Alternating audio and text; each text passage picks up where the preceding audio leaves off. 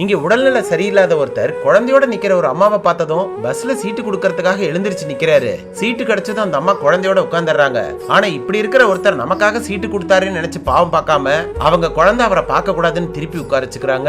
அப்பன்னு பார்த்து டிரைவர் திடீர்னு பிரேக் அடிக்கவும் இவரால பேலன்ஸ் பண்ண முடியாம கீழே விழுந்துடுறாரு. அதுல அவருக்கு பயங்கரமா அடிபட்டுருது.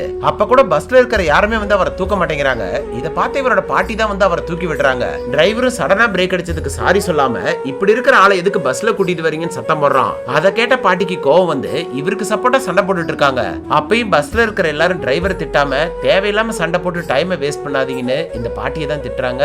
இங்கதான் இப்படின்னு பார்த்தா வீட்டுக்கு போனா இவரோட அம்மாவே எதுக்கு படிக்கிறதுக்கு காலேஜ்ல அப்ளை பண்ண உன்ன மாதிரி ஆளுங்களை எப்படி காலேஜ்ல சேர்த்துப்பாங்கன்னு நீயே யோசிக்க மாட்டியான்னு திட்டுறாங்க. அதுல இவரோட மனசே உடைஞ்சு போயிடுது. அந்த கோவத்துல இந்த மாதிரி நான் பிறந்ததுக்கு யார் காரணம்னு கேட்டுட்டு வெளியில போயிடுறாரு. இவருக்கு எந்த சூழ்நிலையிலயும் இவரோட பாட்டி மட்டும் தான் சப்போர்ட்டா இருக்காங்க. இவர் இந்த மாதிரி இருந்தாலும் உழைச்சு சாப்பிடணும்னு நினைக்கிறாரு. அதுக்காக ஒரு காஃபி ஷாப்ல வேலை கேட்டு போறாரு. அங்க இருக்கிற மேனேஜர் இவரால வர்ற கஸ்டமர் கிட்ட எப்படி மெனு கேட்க முடியும் நடிச்சு காட்ட சொல்றாரு. இவரு நடிச்சு காட்டுறாரு. இதை இவரோட பாட்டி தூரத்துல இருந்து பார்த்து மனசு வருத்தப்படுறாங்க. அதுக்கப்புறம் இவர் இன்டர்வியூ முடிச்சிட்டு வெளியில வந்ததும் வேலை கிடைக்கலன்னு நினைச்சு வருத்தப்படாத, உனக்காக ஒரு நல்ல வேலை கிடைக்கும்னு சொல்லி ஆறுதல் படுத்துறாங்க. அப்பதான் இவருக்கு அந்த காஃபி ஷாப்ல வேலை கிடைச்சிருச்சுன்னு சொல்றாரு. அந்த சந்தோஷத்துல பாட்டி இவரை இறுக்கமா கட்டி பிடிச்சுக்கிறாங்க.